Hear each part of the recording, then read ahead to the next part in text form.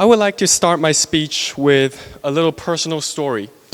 Last month, the night before my SAT test, I sat at my table, vocabulary flashcards scattered, calculator batteries checked, and a mug of coffee that had already gone cold.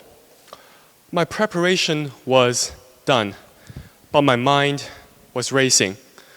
For every few minutes, I would glance at the clock and then back at my notes as if rereading them one more time could somehow guarantee tomorrow's performance. However, there are some questions that kept repeating inside my head. What if the reading section tomorrow is too long? What if in a math section has a function I don't recognize? And what if I freeze?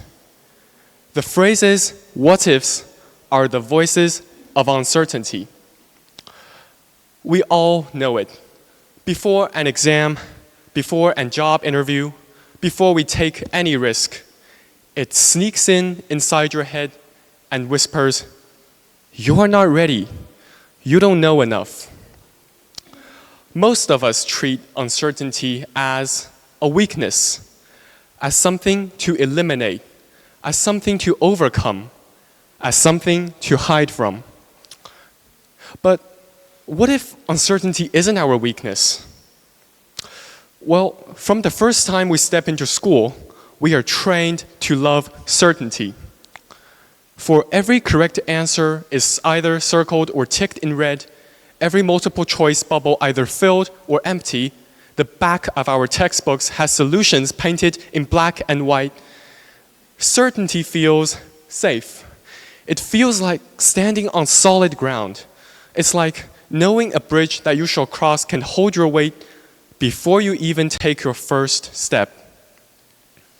But life has a habit of pulling a brick from below you. I still remember the first time when I did an SAT mock test believing I was ready. I had memorized vocabulary, drilled math practice, and managed timing. Yet halfway through the reading section, I froze. The passage was longer than anything I had ever expected. All of a sudden, the certainty I thought I had collapsed. My mind whispered, "You can't do this. You have failed." And the truth is, I have failed. I have failed because I've built my confidence on the illusion of certainty. I have failed because I only prepared for questions I'd expected to come up, not for the uncertainty that always appears. We fear uncertainty because it reminds us that we're not in control. It exposes us to a slightest chance of failure. But uncertainty is not our enemy. It took me many exams to realize this. On the exact contrary, it is our teacher.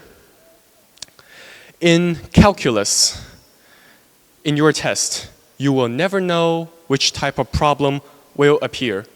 Sometimes it is about differentiating implicit functions, sometimes sketching a curve, sometimes manipulating algebra. Certainty tells you, memorize every formula, rehearse every pattern, and you're good. But uncertainty demands way more than that.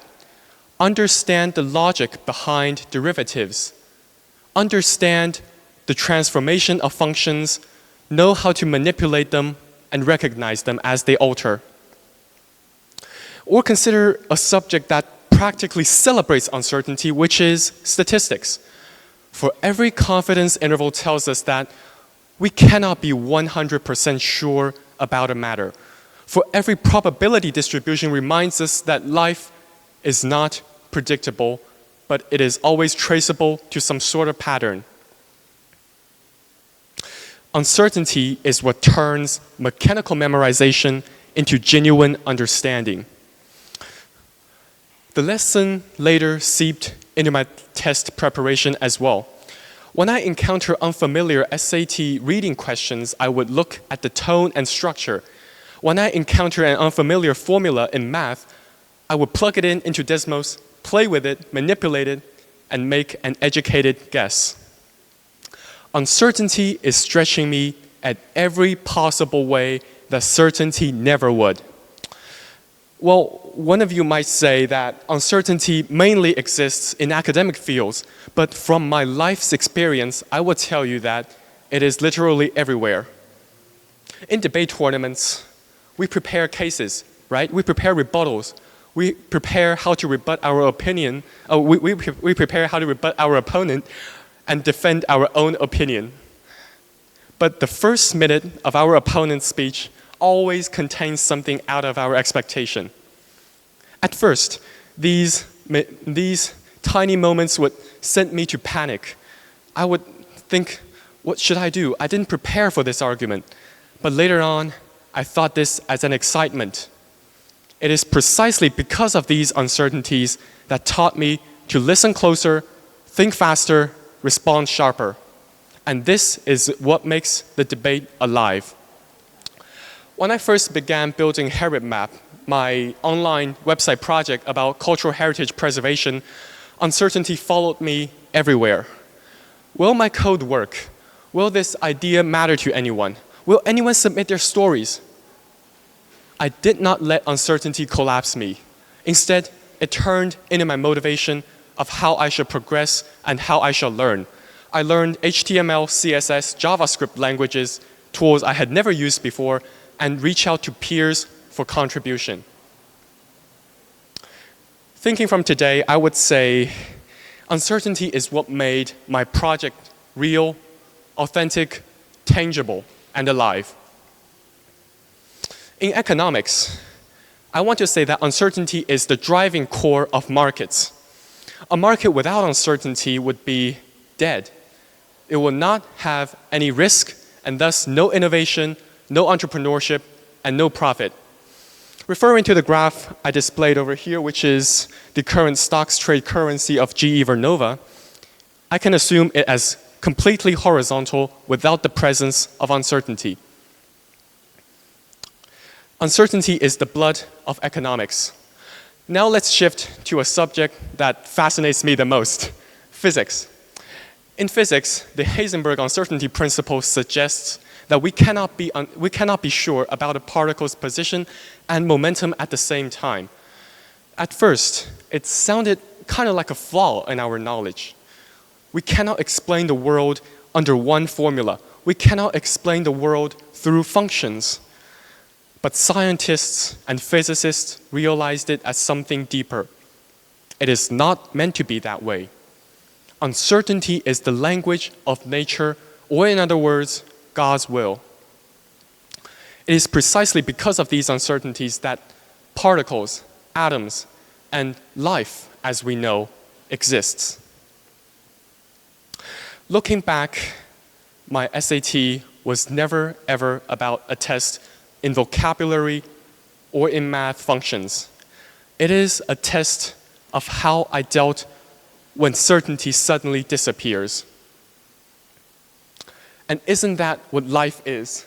A series of uncertainties, each one daring us to step forward.